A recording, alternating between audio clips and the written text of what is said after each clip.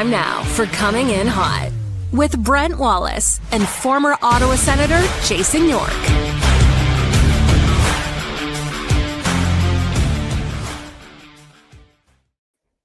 Happy Thursday, everybody. Brent Wallace alongside Jason York, who just sat down in the chair. It's not true, Wally. That's not true. It's just getting my coffee. Did you haven't had time for your chocolates? I'm having I'm going with the celebration chocolate today, Wally. Come on, it's afternoon chocolate time. The old man chocolate. It's not at all. Next time you know what I'm going to picture next time is you're going to have that tray when you go for high tea, all those little sandwiches. You're going to have a little tray of that next time. Is what I picture. There's actually a place in Westboro that you can go for high tea, Wally. You can get a nice macaroon. You can have your high tea, maybe some little party sandwiches. I wanted to do high tea when we went to London with the family, and it was a 3-star Michelin restaurant. And it was going to be like $400 a person, but I was like, I wanted. It's supposed to be one of the top 5 in the world, if not. And Lisa, no chance. No. Hey, do they make tuna sandwiches for high tea? Because I know the really good places do. Absolutely, a canned tuna high tea sandwich. That's what you're talking about. That's when you're living. All right, let's. Someone told me I should have done high tea at Lake Louise. I agree with you. We didn't have time, and I had spent all my money by then. This show, as always, brought to you by Bet365. York, we got Steve Warne standing by. Also, Ian Mendes is going to join us today for another Mendes mailbag. Okay. It's a busy show, so I'm glad you've read over the Nerd Report. Before we get a hold of Steve, let's take care of some business. This show brought to you by Shoeless Joe's in Kempville and in Orleans. Yorkie, do you know what Thursdays are at Shoeless Joe's? I think it's a flatbread pizza night, perhaps. Oh, and I don't know. Half price wine. Half price. Oh, I didn't know that. Well, yeah. You were talking. You better get your butt over there. Half price wine. I sent Jeff an email today. Thursday, half price wine and $10 flatbreads. Perfect for catching up or kicking back. Don't forget Caesars on Sunday. You got wings on Tuesday, which start at just $10. Shoeless Joe's daily deals. No fluff, just the good stuff. 5 nights a week. Don't forget Kempville and in Orleans. And of course, this show brought to you by Simply Spiked, Yorkie. The drink of summer, and we're going to extend it into the fall this year, no matter whatever it is. Even if Yorkie's mixing it in a thermos. Simply Spiked, fruity, fizzy, and somehow more refreshing than a contract year with flavors like pineapple, mango, peach, and the always underrated blackberry. Simply Spiked goes down smoother than Yorkie's takes when the Sens are on a winning streak. It's perfect for patios, pool days, or post-show cool downs, especially when there's rants going on in the show. So whatever you're celebrating a Sens win, arguing about line combos, or just trying to survive a good group chat with 3 hockey dads and a stats guy, Graham, just grab a cold one. Simply Spiked. It's getting juicy. Find Simply Spiked at your nearest LCBO or check at simplyspiked.ca. Must be legal drinking age. Celebrate responsibly. Simply Spiked. It's getting juicy. Now, let's welcome in our good friend, Steve Warne, from the Sens Nation podcast. Steve, nice to see you, sir. Hey, well, this is a nice surprise. Nice to see you, fellas. I was just thinking, because you're talking food there for a second, and I've got a mangy peanut butter sandwich here, and it's 5 minutes before the show, and I go, oh my goodness, I got to jump online, and even with all that, I still beat Yorkie on the show. Yes. Is it just a PB or is it a PB and J? It's nothing. It's just PB. There's not even any butter on it. It's not cut properly. I was just going to ask this question.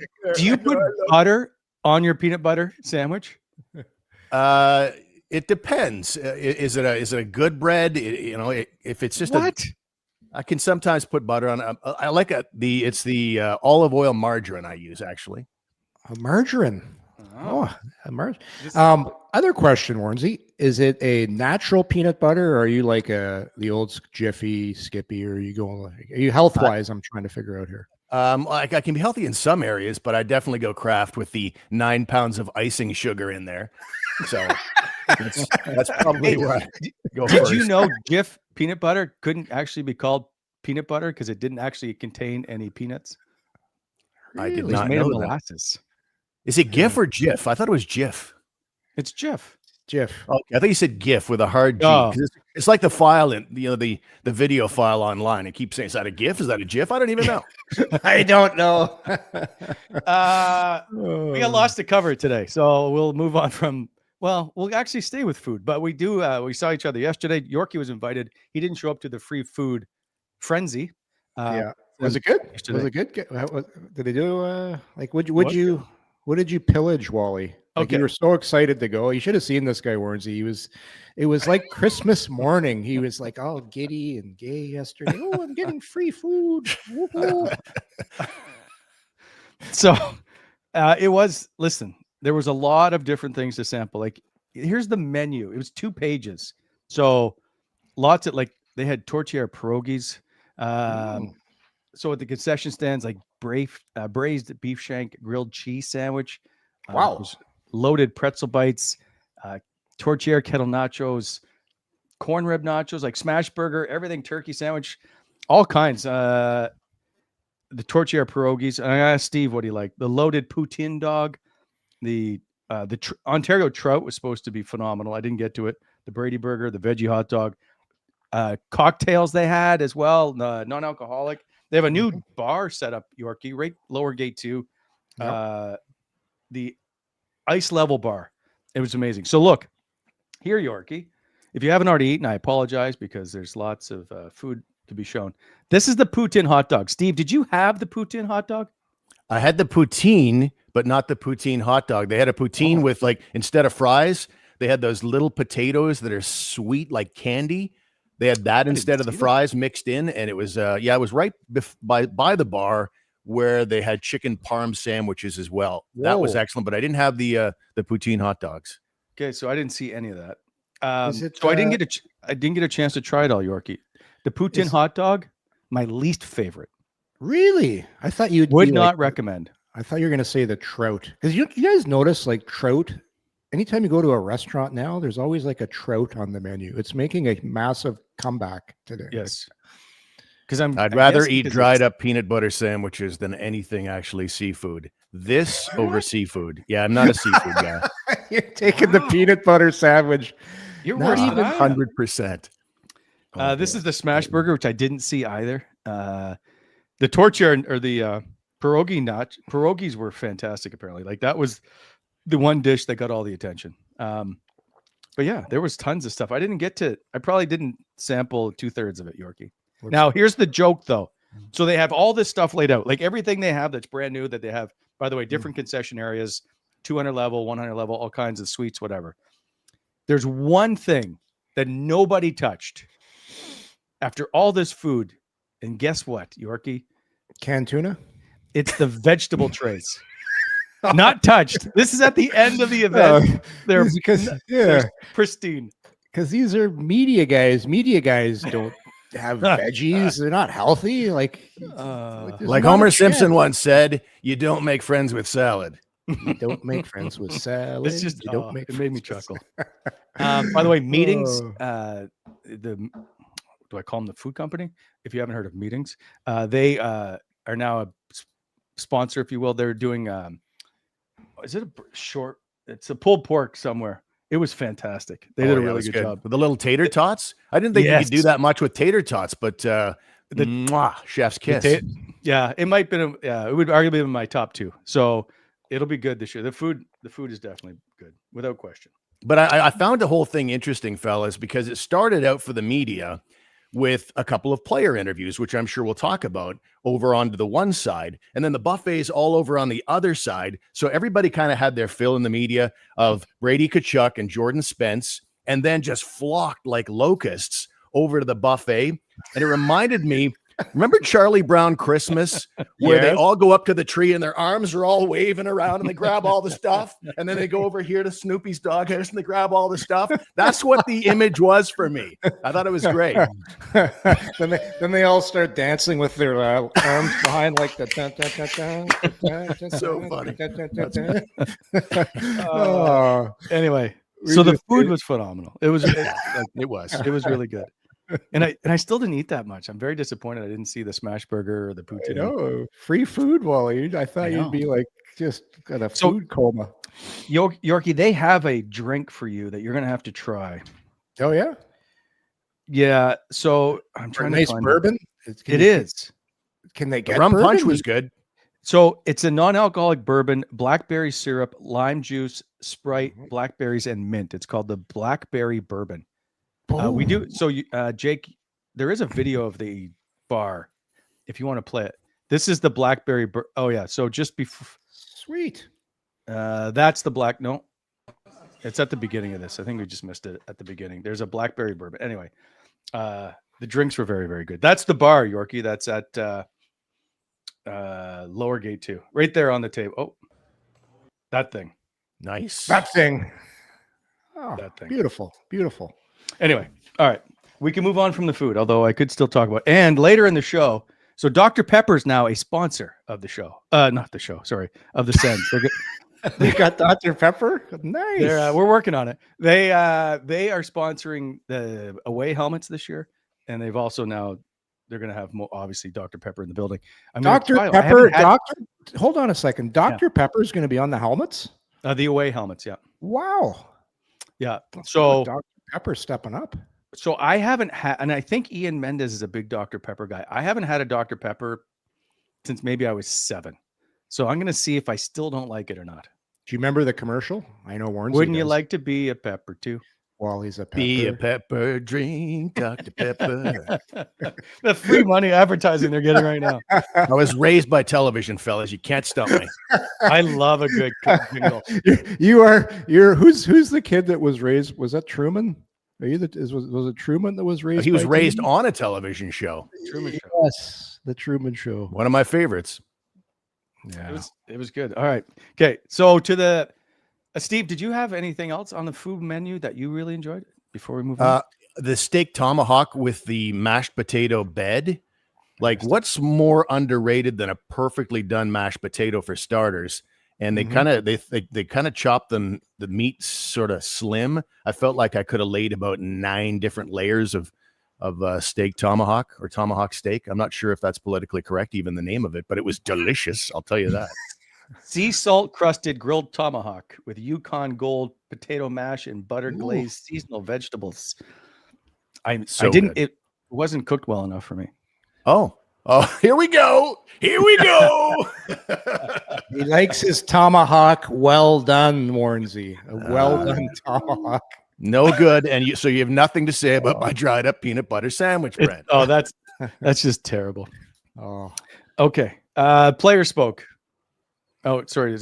Am I missing anything? Well, I'm gonna tell you. Last night, totally irrelevant to what we're talking about, but you brought up meat. Hosted the 20th anniversary of my Harvey's Maitland fantasy football draft. Right.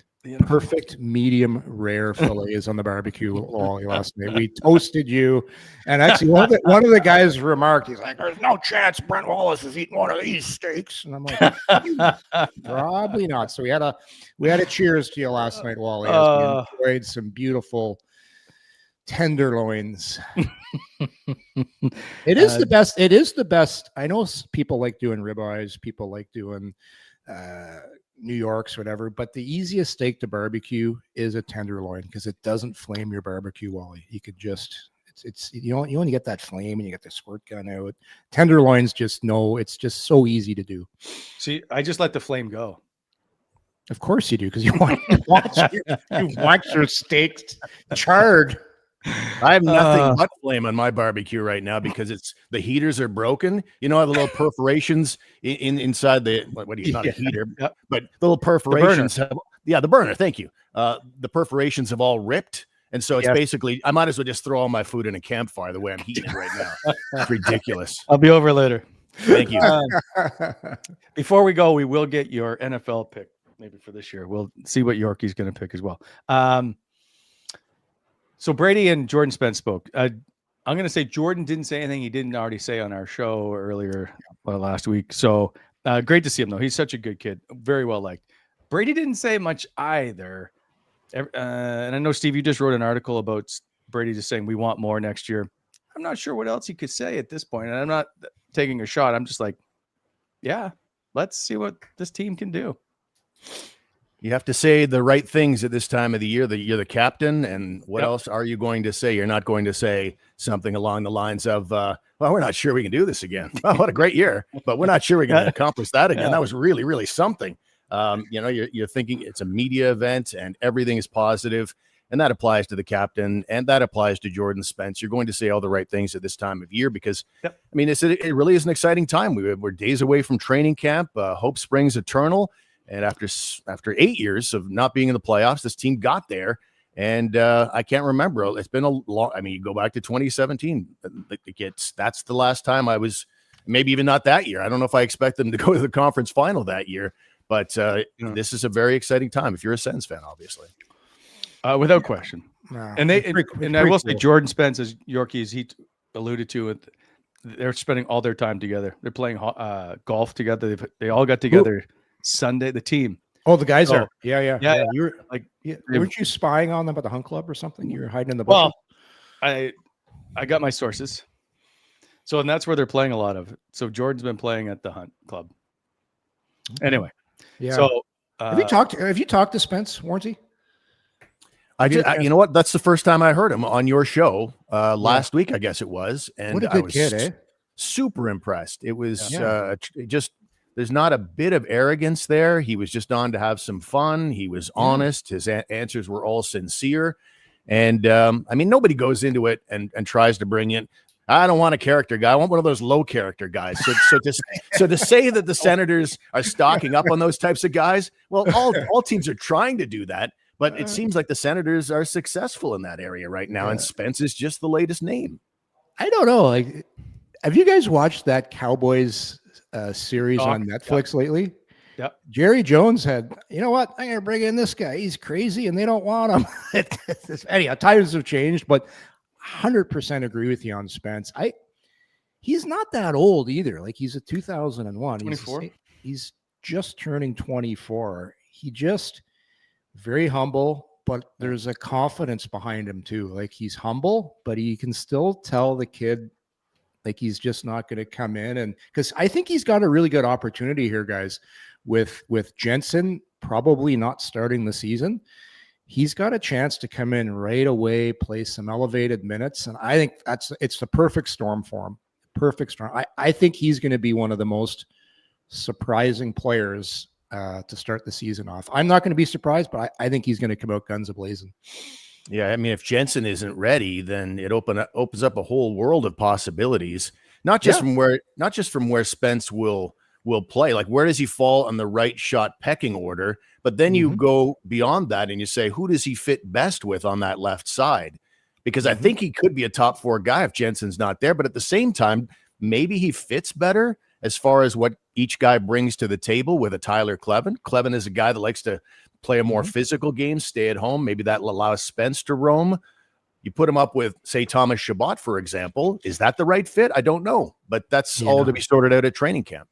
Yeah, and when we had Steve Staios on, Wally, you asked the question. He hasn't ruled out, because it's like, yeah, he's going to start off the year in Bingham. He's like, hold on a second here.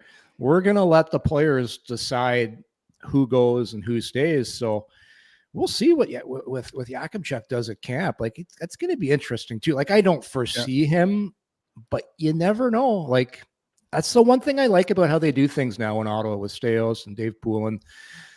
If you perform and you play, it's not out of the possibility. Like, I've seen stranger things. So I'm really intrigued to see how Yakimchuk comes out and plays.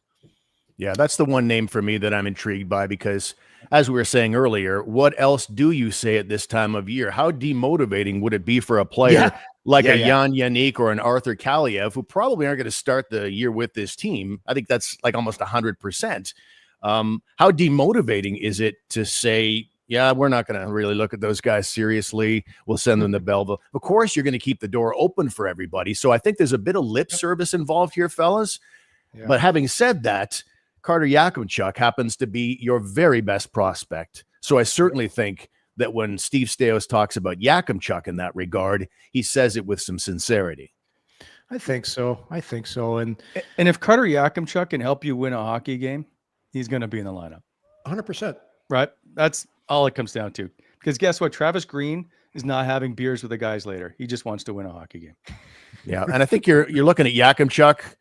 I don't know what he is yet. I mean, he had a tremendous preseason last year, quite obviously. I think he was like, top 5, 6 in the league, not among rookies, not among defensemen, but the entire league in preseason scoring. We all know that. It was very exciting. So it goes back to the junior ranks. And I know the club is, saying all the right things. Like, we're not that concerned about the point production drop. He's learning the game, learning defense. And maybe, Yorkie, you could talk to this better than I could ever. But, if those were his stats in his draft year, would he have been the 7th overall draft pick, do you think? Who's to say? There's a lot to like about him. Like, in that draft year too, like, he had to play a little snarl that year. When you're a righty, you're that big, you've got that shot, you're that raw. Yeah, I still think he probably goes, even though he doesn't put up that kind of, 30, 35 goals he had in his draft year, which is nuts.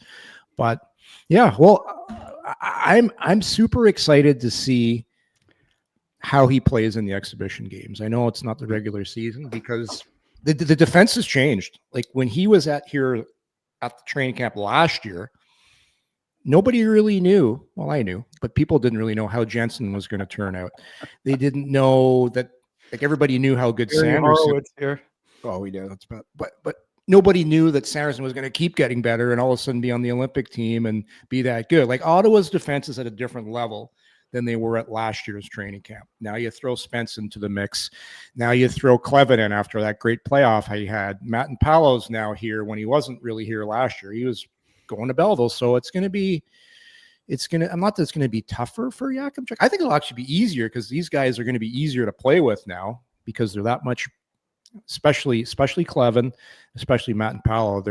They've got some confidence behind them now. They've got some experience. That playoff thing that they went through last year, Warnesy, I think is huge for guys like Matt and Paolo and Clevin. Like, there's another guy, Clevin. I can't wait to see what he does to start the year off because he was so good at the playoffs.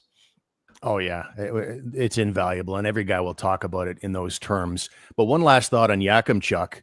Last year, it was almost a matter of policy they sent him back. Their best-in-class scenario because he could have made that team. Fellas, all he had to do last year was take out, Bernard Docker and Hamonic at the right side to get a job in the NHL. But they decided, even though he's our leading scorer in the preseason, the best thing policy-wise.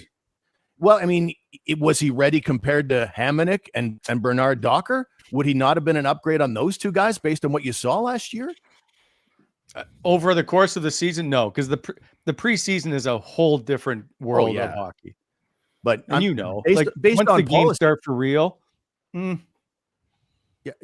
Based on policy, they sent him back instead of keeping him around for that magical 9 games just to kick the tires on him. It was obviously that's what they had decided to do. This year, they have that same potential to do that. Isn't it a good thing, Yorkie, to maybe spend a little time playing against men for the first time as a pro down in Belleville? Not for the whole season necessarily, but see what that looks like. Because right now, instead of Bernard Docker and Hamonic, he's got to supplant a guy like Jordan Spence or Artem Zub. Is that in the cards? I don't see it happening. I see them taking the same patient, best policy approach.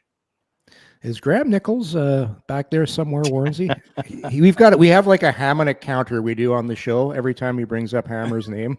It's like he's a huge fan, right? Yesterday, he basically blamed the whole season on Hammer, and basically, what was his reasoning for the Sens? His one concern the shooting was percentage with Hamonic on the ice was 2.3%. Like, it was like the scene from like. He's down. You can't kick him anymore. He's gone. Like, leave him alone for God's sake. Poor Hammer. But to your words, I agree. No, it's going to serve Yakimchuk better to play against men. To do, like, you get to a point in junior when it's not really that much more beneficial. And junior hockey too, with these new rules, it's going to get even younger. Yeah, like it has to. it's going to be a transition this year, but the OHL, the Western League in Quebec's going to get younger. So it's not going to be as good for development for the older players because it's going to take some time. It's going to flush out over the next couple of years, but eventually it's going to be a very young league, a very good league, but very young. All right, I'd like it to go the other direction. Sorry, I was just going to say I'd love it to go the other direction. You know, old school Yorkie. You know, go down. Even though you could play in the NHL, you know, from a delaying the UFA years perspective, and for just getting your feet under you and reporting for work your first year in the NHL as a seasoned pro, rather than a wide-eyed, you know, deer in the headlights rookie. Like, I mean, even if you look back on it, Tim Stützle's obviously ready for the NHL, and they probably would have burned the city down if they tried it. But wouldn't it have been nice to, you know, have him be a free agent 1 year later, for example, and just be all that readier, because that was his first 2-3 years learning how to take faceoffs, learning how to play defense, and now he's a man. Why not? Doesn't sell tickets, Steve. Why not delay? Yeah. It's I'm a big believer, especially defensemen spending time in the American League. The American League is so good for you. Okay, we got to move on because Mendes is going to join, and I don't want to cut Steve off before we get to topics, and that is your peanut butter sandwich threw everything off because I was going to start with the jersey. Instead, we got to the food. The Sens unveiled their new third jersey yesterday by courtesy of the Big Rig. I'm not sure where I stand on this. So, Steve, I'm going to start with you and your opinion of the third jersey. I'm not a fan of it with a guy in jeans, or in this case, Chris Phillips in his dress slack. Did I say slack? Slacks? Yeah. Slacks. Even slacks is a word. I'm showing my age. But there was when it first leaked a long time ago. I saw it with the full uniform, and I don't hate it there. But do I love it? I'm never a fan of any really arm patches anymore. It gives them kind of, I don't know, like a Quaker look or something. I'm not sure I get that. The Quaker Harvest Crunch guy? Yeah, exactly. If they get the hat and the big long, you know, Canadian judge wig going, and it'd be great. Quaker Harvest Crunch. Doesn't Quaker make porridge too, Warnsey? Don't they make a good? Who doesn't like good porridge? What is porridge? Is it not oatmeal? It's oatmeal. In the 50s, they called it porridge. I give it a 6. I once wore the worst third jersey, I think, in all of sports, that Mighty Ducks Wild Wing mascot on it. Like, this is a massive upgrade to what I'm used to. Well, I like the logo, like the embossed look of the logo on the front. Yeah. It has, like, I don't mind the Ottawa on the back with the little peace tower kind of silhouette, I'll call it. Oh. But I don't like the shoulders. I don't like the bottom part. Well, you know what? Sorry. I would like to see it in gear, and I would like to see it fully lettered to understand how the numbers and names look. I like it. I don't like it. I like never it. buy this jersey. I would. I like it. It's different. It's I don't mind the Quaker look. I am a big fan of porridge. And yeah, like in Philly, he's got slack on, as Warnsey said. He's got slack on, so it doesn't like, you put some gear on this, you get the socks going. It's different. Like, it's way better than that Sens jersey. Remember that Sens? I think it's way better than that. It's better than the jersey I wore then. I like with the. So these are the originals. This is the Sean McEachran in the third jersey. I like Jason that one. York modeling the second. Yeah. And Danny Heatley with that Sens now famous look. Sens. I like Yorkie. The jersey you got might be my favorite alternate. That was a very heavy jersey, fellas. Like, a lot of, see on the arm patches, those were mad. It was like wearing weights on your forearms. I have one in my closet. It's very heavy. The crest. I remember some of these old jerseys. The crests were very heavy. You get you leaning a little too forward. But I like, you know what? Like I said, it's different. I like different. And they're not just like heavy, I'm sure, but they're gigantic. They're so big. The streamlined ones, like, I think about the Ottawa Silver 7, the old school Ottawa Senators. They were called the Silver 7 as sort of a secondary nickname. If we went in a time machine back to these jerseys, it'd be like we'd all nickname them just the Ottawa Big Shirts. They're ridiculous. Look at this. Wally had to get in there. There he is. I don't pay right to the I photo. had to get in there. Look at him. So these are the Heritage Classic. How old are you there, by the way? That's a young Wally. 2011? 15 years ago. So I'm like 36. He had the salt and pepper going at 36, eh? Oh, at 18. Look at that jawline. Yeah. But that's just, I look great there. Then there's Clark MacArthur at the outdoor-indoor game, if you will, in Vancouver, which I never really counted as an outdoor game. And then the next ones are the last three. That Tim Stützle black, I hate. That was the worst. That's by far the ugliest for me. But the red one in 2022 is not bad. Not bad. I like Anderson. Yeah, with I like the old that. O. I like the O. That was the 100-year anniversary one, Parliament Hill game jersey. I like Clark MacArthur's that sort of beige colored one. That would probably be. Yeah, I like what they have going right now, but those beige ones are fantastic. I guess they wore those in the Heritage game against the Canucks. There was a very brief time that they wore those, right? Oh, there you go. The Canucks are in the background. Yeah. So okay, hey, Mendes is here. Just bring him in. I'm just going to get his opinion on the jersey. I know he's going to be a little biased because he works for the organization. Hi, Ian. Hello. But if you could close your door and make sure no one watches this show from the organization, can you give me your opinion on the jersey? Oh, wow. Okay. So it's funny because I had the conversation with Chris Phillips yesterday about our favorite jerseys. And I think both of us said, and I think I agree with Warnsey, the sort of cream colored Heritage O or the black Heritage O was the favorite for me and Philly. Like I always thought they just looked so sharp, classic. The one right there with Wally and is that Clark MacArthur? No, who is that? That is Clark. Clark MacArthur. Yeah. Those are the best jerseys by far. Yeah.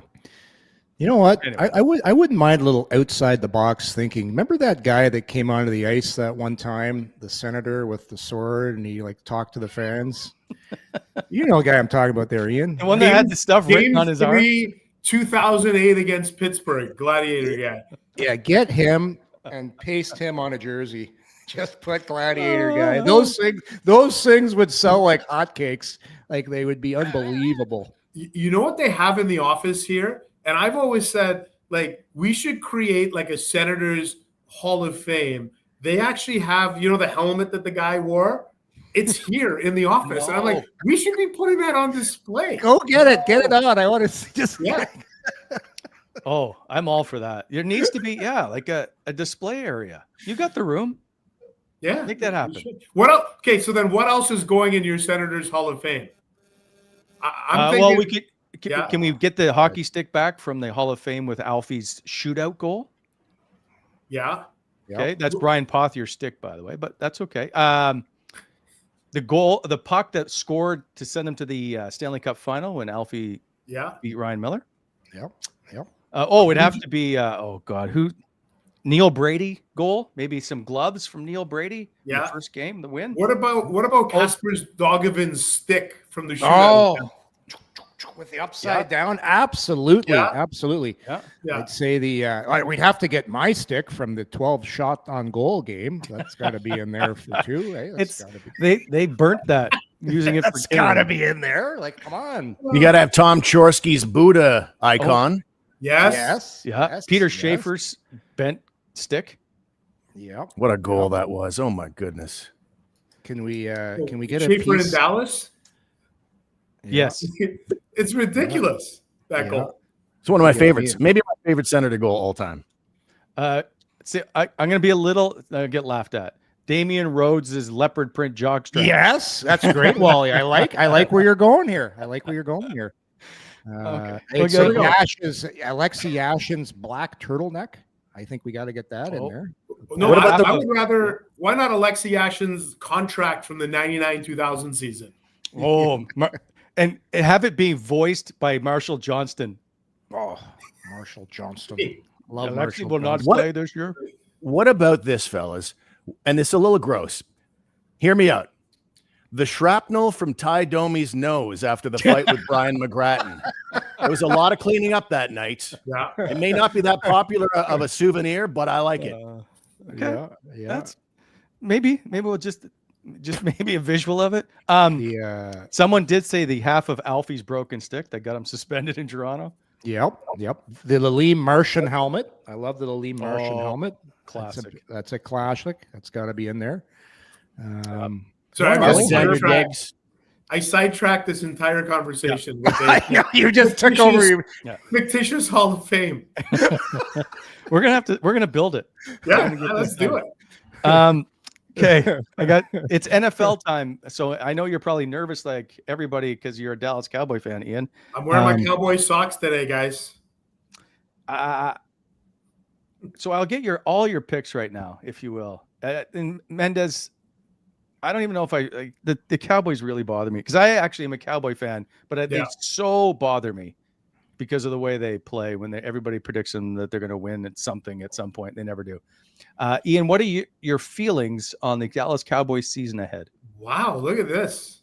Look at this. Steve Warne, noted Packers fan. Steve Warne is just gleeful back there with me, with Micah Parsons. You know what?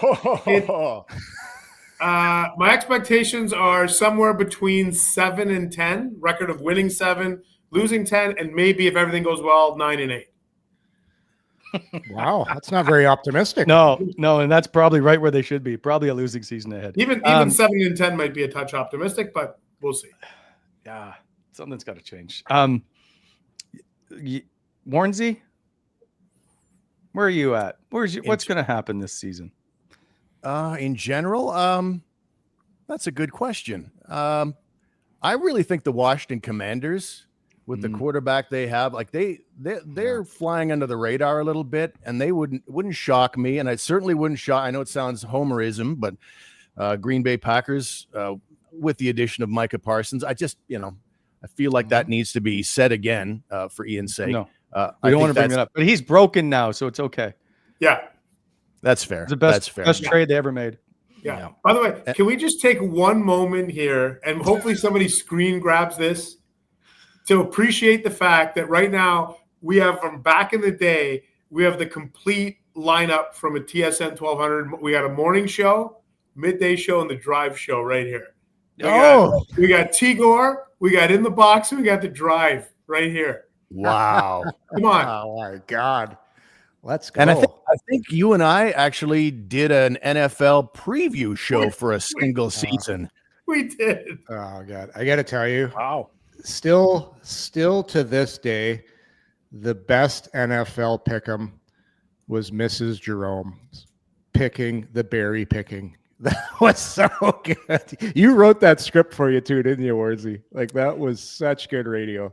And I was always a last minute guy, so it would be inevitably on Friday morning as we got ready for it. I had to I'm dropping off an NFL pick'em script to an 85-year-old woman at 4:00 in the morning on my way to work.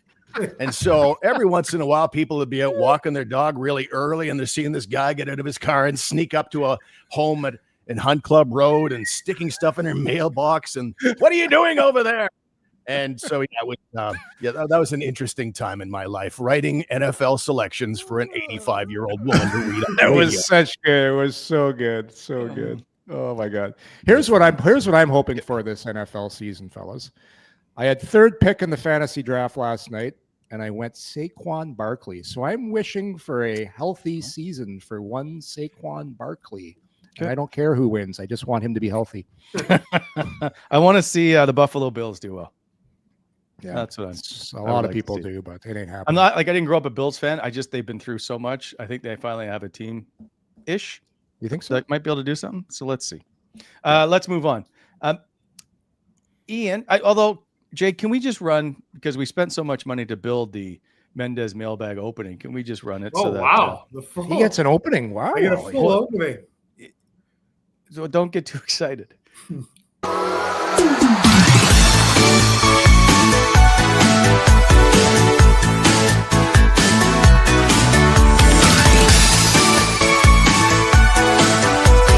Have to answer that question. I'll answer the question. You want answers? I think I'm entitled. You want answers? I want the truth. You can't handle the truth.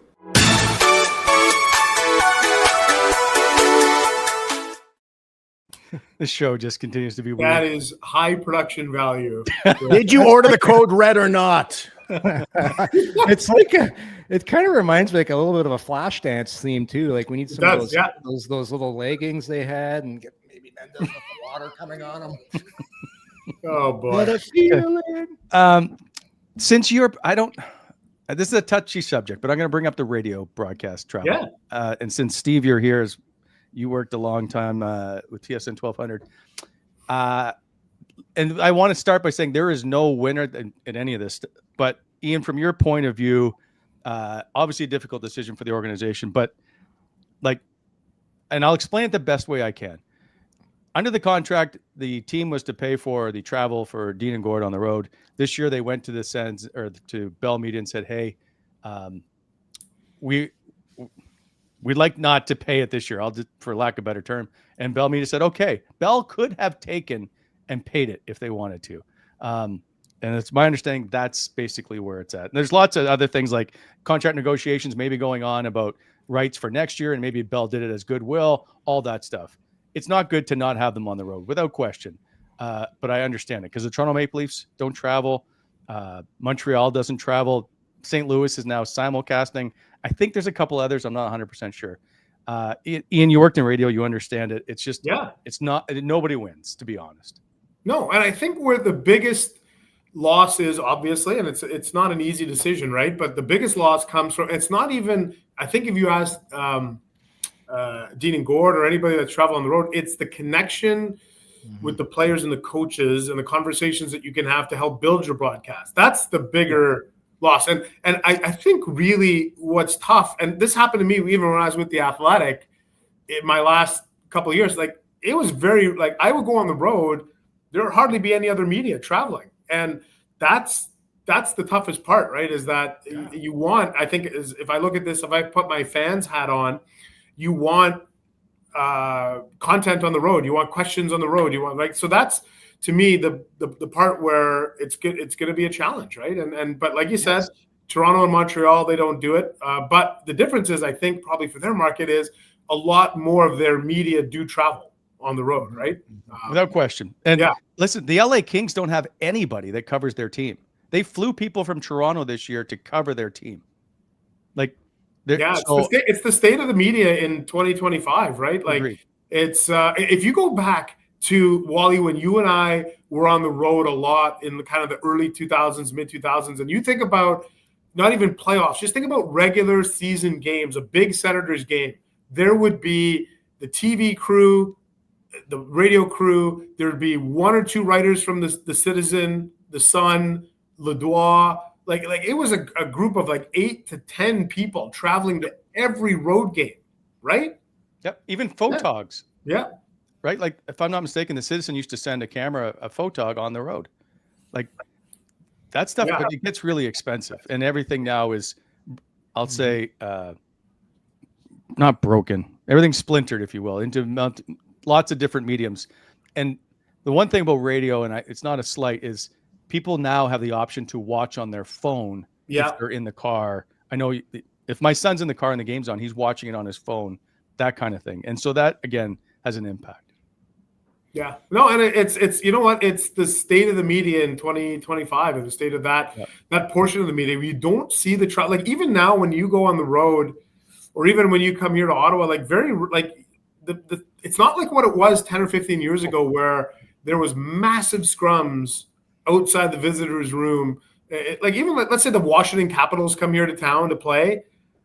It's not like there's like 7 or 8 reporters that are there. Like there might be one that travel. Like most teams outside of Montreal and Toronto, they maybe travel one reporter that travels. If that, I agree. I absolutely agree. Well, and so we're trying to find a way financially to travel more this year. So we'll see if that happens. But it's like I've priced out and budgeted an entire season the cheapest way I know how, which is driving Toronto, Montreal, Buffalo games, all that stuff. It's still going to cost $60,000. Yeah. That's not cheap. I mean, you got to find money for that somewhere. So, and you're going through the same thing that all these radio companies are going through, trying to decide with, knowing what your revenues are, is the juice worth the squeeze? in radio's case, sales, ratings, they are shrinking, and they have to find that money somehow to make things work. So you miss a little something for sure when the radio guys stay at home and call off television. But what is that worth to you as a company? Is it worth all that money to make sure that, the guy at home sees what's happening behind the play a little more? Is it worth it to have all those radio guys maybe have the odd conversation? You want those things. I think everybody, who's in the media wants those things. But when you're talking about this grand picture and what the costs are, it becomes more of a nicety, and a luxury than a necessity, I think, for these companies in the state they're in. Mm-hmm. Do the Toronto Blue Jays travel on the road? No, the radio don't anymore. Yeah.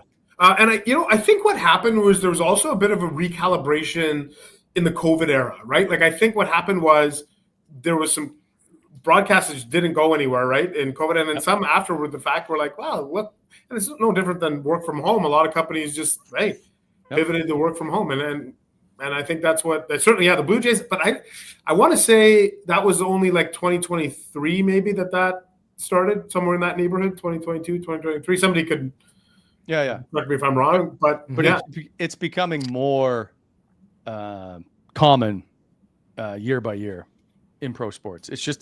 It's really expensive to make this all work, and so I feel for Dean and Gord, obviously, because that's tough, and obviously we want people to cover the team. That's a big part. So we'll see. So Ian, you were at the event yesterday, did a great job hosting it. Lots of good information. I'm just curious what your favorite food was. Oh, I only ate the little slider, like the Brady Burger slider. That was it. I didn't have time to. Sylvain Saint Laurent had a full plate at a table. Oh, I saw that. Everyone else was eating it. I only ate that. That's it. A slider, 2 sliders. Okay. So the slider is called a Brady Burger. It was. So there is a Brady Burger available at the arena. It's like a bacon, cheese, but this was a slider version of it. Gotcha. Right. Gotcha. I wanted to try the smash burger too, but I missed it. We need to create a Yorkshire pudding, okay, that we have at the ring just for you. A Yorkshire pudding. Okay? Wow. Yorkshire pudding. Well done, Yorkshire pudding. Yeah. Yorkie and I should have a restaurant there, or a little stand. It'd be amazing. It would be sold out. It'd be amazing. If I'm not mistaken, Ian, you're a Dr. Pepper guy. Well, now that we have I can remember you. I was always a Dr. Pepper guy. Yeah, that's the idea. That's what So I chilled a can. You gave us a free can yesterday. Well, actually, a case. I'm going to try one because I'm just with you here.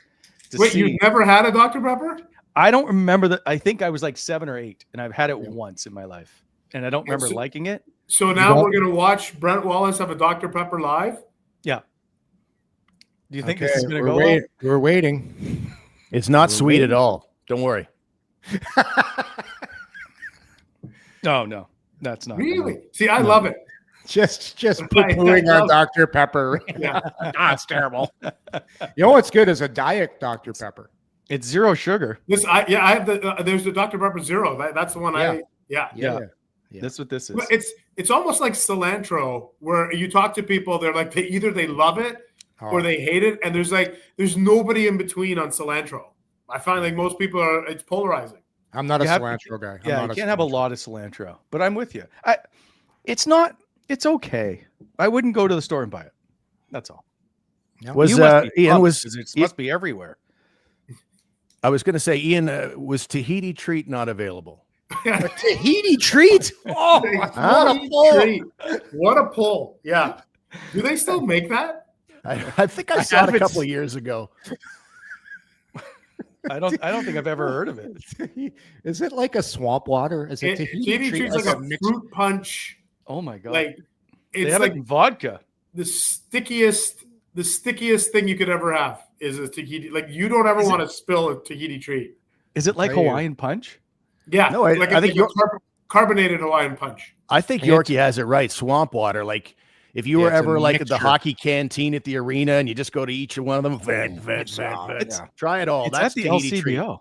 So I'm gonna ask you guys a NHL trivia question. What do you think NHL guys drink to give them the most little pep in you to get going on the? Is that with the Sudafeds? This is, well, you'd take a couple Sudafeds. Back in my day, you'd have a couple Sudafeds, and you would have this drink. Red Bull. No, it's a soda. It's a soda brand. Oh, Mountain Dew. Yes. Mountain Dew, yeah. Mountain Dew had For the sure. most. Who knew Mountain Dew had the most amount of caffeine? There's a couple guys in Anaheim that would hammer a couple dews. They do the dew before the game, and it would. There's a reason those commercials, everybody gets all hyper. Mountain Dew. Well, it's like the old Ricky Bobby, Talladega Nights. I'm all jacked up on Mountain Dew. Did you see the early advertising for Mountain Dew, by the way? The early advertising featured the guy, like he had a moonshiner. shotgun. There's a hillbilly with a shotgun and his overalls going, and he's shooting at another hillbilly. And I'm like, that's one way to sell your drink, by promoting homicide. If you there's a great documentary on it, because it's around the same time as like 7-Up and Sprite and how Mountain Dew came in. It's a fantastic show on Food That Built America. Has a Mountain Dew segment. It's really good. Okay, sorry, Ian. He's I've been trying we've for like months to have hijacked you it on, again. and we're at Tahiti Treat. Who brought up Tahiti Treat? Steve. He's never invited back. It's like having two of you on the show, Rookie. Now, yeah. So Ian, I got this one question. Yeah. I can't remember where you were in 2017-18 for the playoffs. Were you at Sportsnet or were you at the? Are you talking about 16-17 when the Senators went deep? I was at TSN 1200. So you weren't traveling. That was the first I was time not traveling. that was the first playoff series I think you didn't travel, right? That was correct. Yeah. Yeah. So but I was curious, like, because you and I have been through a lot of them. Working in the organization to see the team back in the playoffs, what was it like on that side? It was remarkable, right? Like, I mean, it felt like, having covered it, you're around it all the time, right? You're around all those tough years in that sort of 2018, 19, 20. So yeah, it was great. Being on this side of it was awesome. And like, the excitement, I think, was just only fueled by the outside excitement, like the excitement. And I felt it was great to see all of you in the media, like, because I was in that same boat. Like, everyone was just tired of covering a non-playoff team and talking about a non-playoff team and talking about next year, this and that. And like, that's where you understand the frustrations of a Buffalo or a Detroit and those markets. So to be on the inside of it was amazing. And, for me, I think the highlight were those home games against Toronto, and even Game 6, not the outcome anybody here wanted, but that was like goosebumps the way that building felt. Yep, it was a great time. So I was just curious for you, because you went through it on one side and then got to see it on a completely different level. And I thought that was kind of cool. Big question I keep getting: when is the lukewarm, tepid water ever going to come to the sinks in the bathrooms? It's weird, because maybe somebody can help me out. There are some the Club Bell has no, but not even just Club Bell. It was like, I think somewhere, a couple in the 200. Somebody who's watching or listening to this will let us know. There are some that have hot water in the building. Are you sure? Yeah, yeah, there is. Okay. I'm going to somebody in the chat, please. Danger flutes comes up a lot. Are we going to hear the danger flutes again? Oh, I thought cilantro was polarizing. It's true, right? For a while, nobody wanted danger flutes. Like, they were like, it's time to go. We got to get rid of the danger flutes. And then when they were gone, like, where are my flutes? Okay, I'm going to ask the three of you. Yeah. Yes. Okay. Where do you stand on danger flutes? I don't like it currently as it is on the drop of the puck. I think I might be, for a while I was anti-danger flute. Like, I'm done with it. Let's move on. But I'm okay if you come out on the ice to danger flutes. I'm okay. Bring it back. I would replace Hell's Bells with danger flutes. Yeah. Okay. Warne? I'm anti-danger flutes. If you want to my answer. I mean, it's been since day one. I've had enough of the trumpets. I think it was 8 seconds and Poutine Pals that actually recorded that thing, if I'm not mistaken. I'll kiss you when it's dangerous, old school there. But I've had enough of it. I really have. And I was glad to see that they went with something new. That said, I would like to see something other than the AC/DC song, to be honest. I'm going to tell you 2 things that need to go. I don't mind danger flutes now and then, but I'll tell you from a player's perspective, if I'm walking down the tarp and I hear, and I'm going to get fired up for the game, and I hear, dun, dun, dun, dun, dun, it's not really doing it for me. But if I hear a slow build up to some cool song, and Hell's Bells kind of gets you fired up, but it doesn't have to be Hell's Bells. But I just think if you want to really fire up the crowd, danger flutes isn't really doing it for me. It is, and I get all the things, but and the other thing needs to go too is old Cotton Eye Jim or whatever he is, the one song there. Joe. Cotton Eye Joe. I do not know it's Cotton Eye Joe. Because it's come on, no more of that. Like that's okay. What's the verdict, Mendes? What's what verdict? I like Hell's Bells. Are there danger flutes back? Are like for this season? Stop avoiding the question. I'm not avoiding. I didn't know there was a question until now. I don't know that I don't know that it's going to be back in the way that it used to be. Like is the full intro, but I think splicing it in from time to time might be the way to go. But that's not my call. But I love to get the feedback from people. Like I think people loved it when in the playoffs when they had the guy on the ice with the trumpet just to fire up the crowd by playing those opening notes. That was good. Yep. That was great. Yep. That's not bad. Yeah. That's not bad. I don't like it at the drop of the puck because it's too quick. It's just really, and it seems awkward. Of the 55 votes that we have currently running in our poll, 82% want danger flutes. They need danger flutes. 82%. So where did Butterfly Kisses rank? Did that make the ranking at all? No, we're not. So for the people that don't like Hell's Bells, you got to admit, and I know it's playoffs, it's different. When they did that and they had Neeler was up there, I thought Neeler did the best job, by the way. Anderson was up there. I thought that was great. Like the way you did that for hammering the bell there, that was well done. Like you can't do that with danger flutes. Like you can't have them play the trumpet. Like is Neeler going to go down and do the trumpet? Dun, dun, dun, dun, dun. Boop, boop, boop, All these great ideas, Ian. All these great ideas, huh? Yeah. Okay. So that's a no to danger flutes. All right. What else should we be ready for when the puck drops? Like next season, in terms of what? In terms of we've covered the hot water.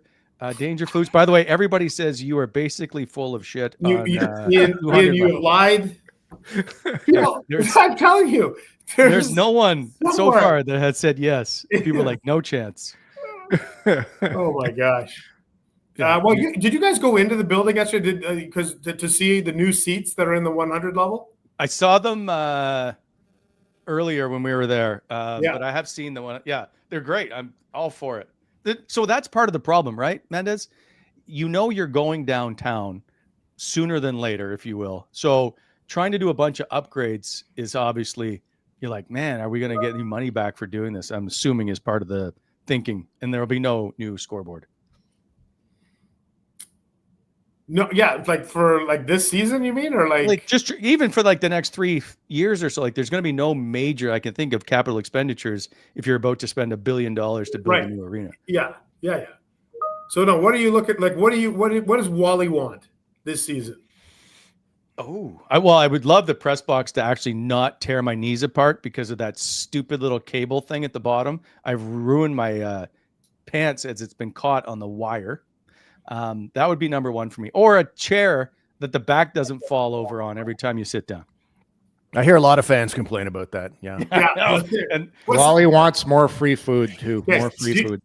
Do you think I should go around? I just actually open up the comments here. No, don't read. Don't. You never read the comments as a guest. And somebody's saying that now I got to walk around the arena testing each tap. You know what? Maybe I should. I want video. If I'm going to say that there are some that have hot water, I probably should back that up. So you know what? Yeah. Yeah, and people are also want you to turn your team's notifications off. I'm getting so many notifications right now. Okay. I just pictured Ian right now leaving the office and going to each bathroom in the rink. All right, how's there hot water here? Let's see. And then there's six sinks per bathroom. You're gonna have to figure out how to use the women's. This isn't easy as you think. No. Okay. We appreciate you coming on. I've been trying for a while, and then I see that you're doing everybody else's podcast but mine. Yeah, I said I'm going to do 4 other podcasts, and I'll get. Well, he's very sensitive, Ian. He's very sensitive. Yeah.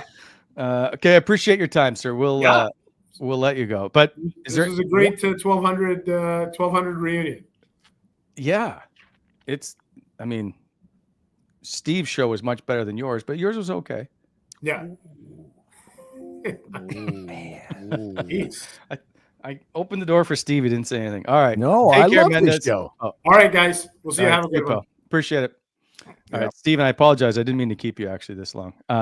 That's okay. But it is good to have you on board. If you then can tolerate me for 2 more seconds, I just need to get through some stuff, and then we'll close out this show with some genius question. I'm not sure how that is even going to work. All right. This show brought to you by Bet365, our proud presenting sponsor. I meant to get through this a lot sooner. Don't forget, NFL starts tonight, so you can check on who your pick is for the Super Bowl champion. Whatever it is, whatever your bet is, it's never ordinary. Bet365. Download the app, get in on the game. Use code NATION.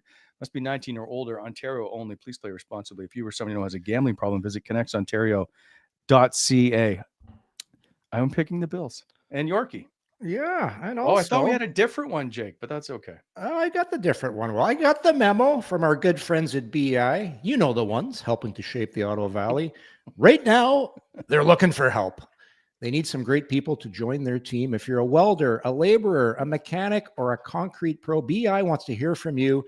They've got positions for mobile welders, quality control techs, 4-persons, and more. BI is a heavy civil contractor doing big things in both the public and private sectors. So if you're motivated, love working outdoors, and want to be part of a winning team, send your resume to hr@monisherexcavating.com or visit their website. BI is helping to shape the Ottawa Valley. Man, that was a good read. Next time, I'm just gonna have Steve do it next time. I didn't think you were up to. I gave it a 7. Just stop it. Solid 8. Solid. By the way, we didn't take our numbers on what we rate the jersey.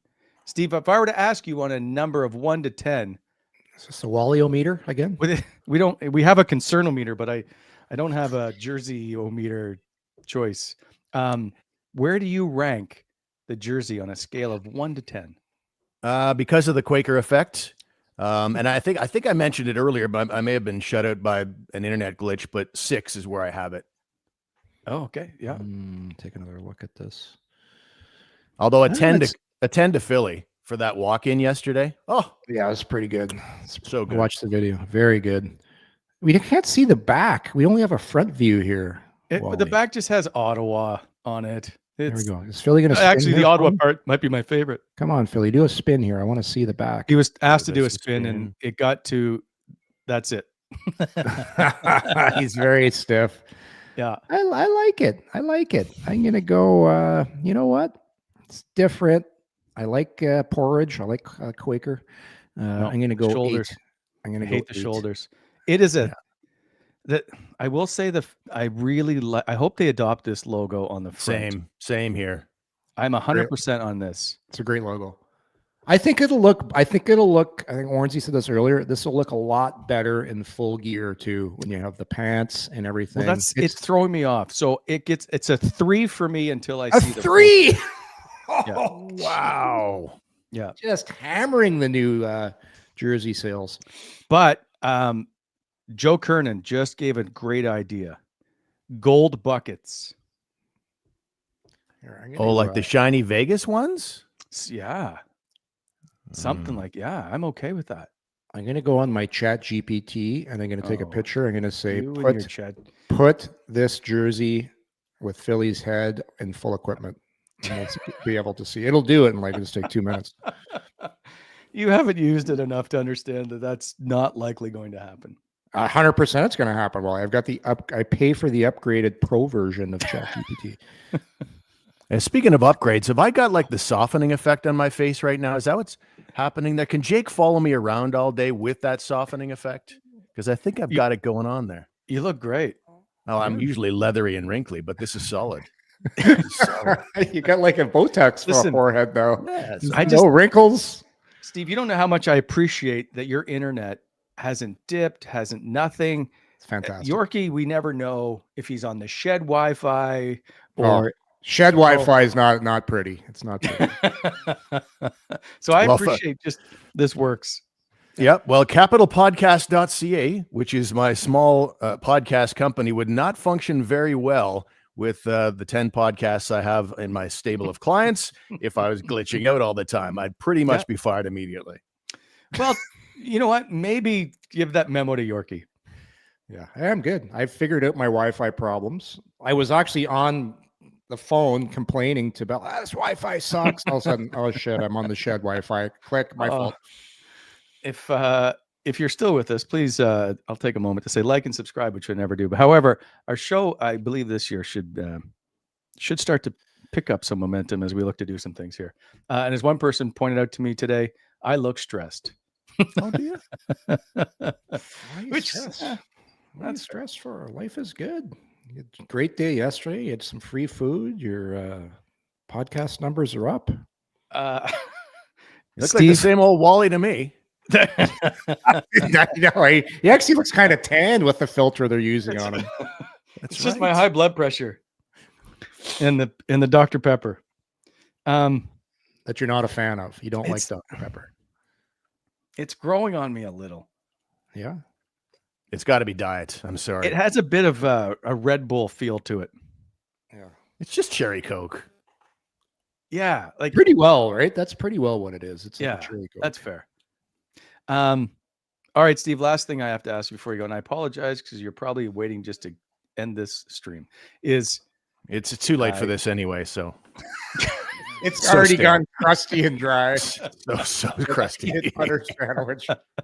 You're gonna have to put more margarine oil on it. Exactly. Where do you see the Sens finishing this year in I'll say the Atlantic Division? You can do Eastern Conference if you want.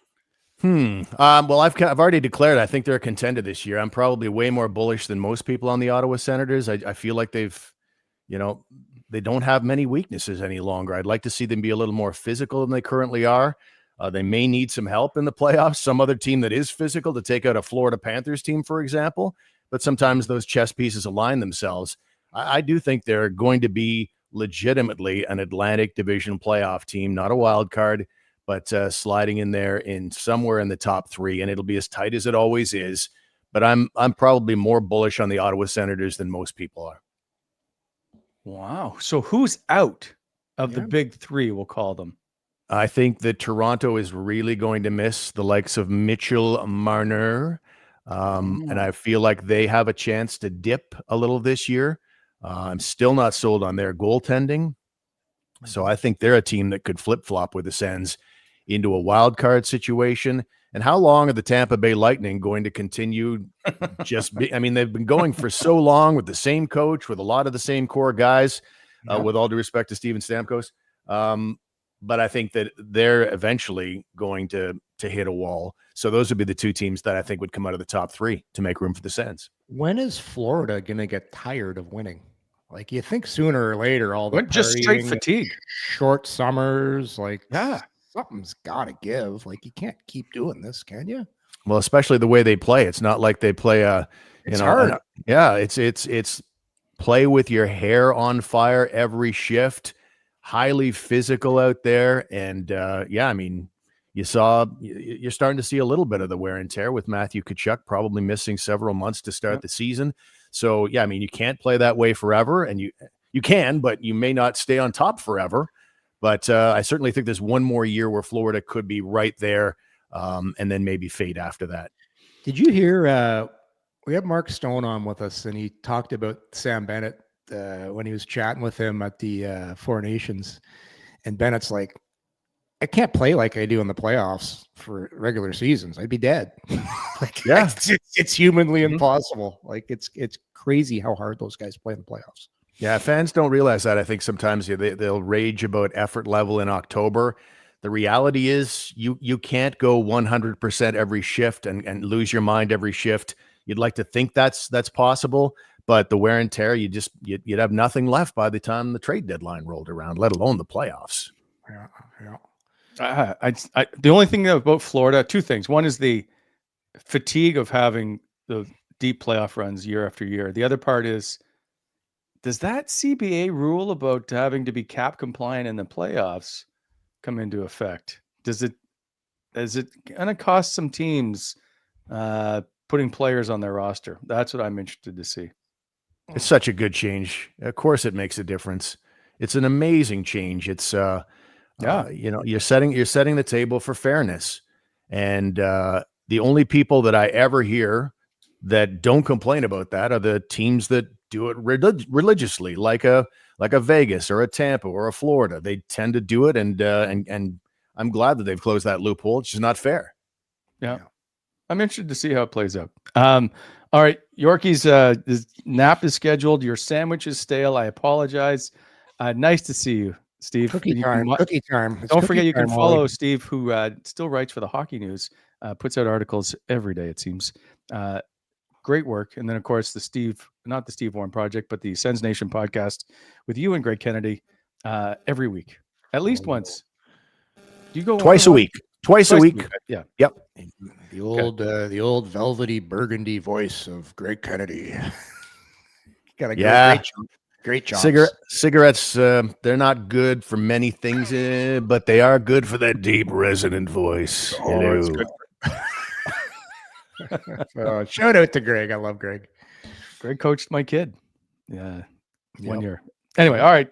Steve, thanks again. I appreciate it. Don't forget, we are not back until Tuesdays. We're going to be at the golf tournament. So Yorkie's playing in it. So I can't ask him to do it on the course. His Wi-Fi might be better, but I can't ask him. So we'll see you all Monday, and see you guys, everybody. Thanks for watching on Tuesday. Take care, everybody. Have a great weekend.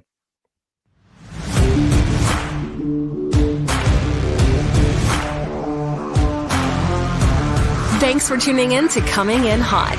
If you enjoyed the show, hit that like button and be sure to subscribe to never miss an episode.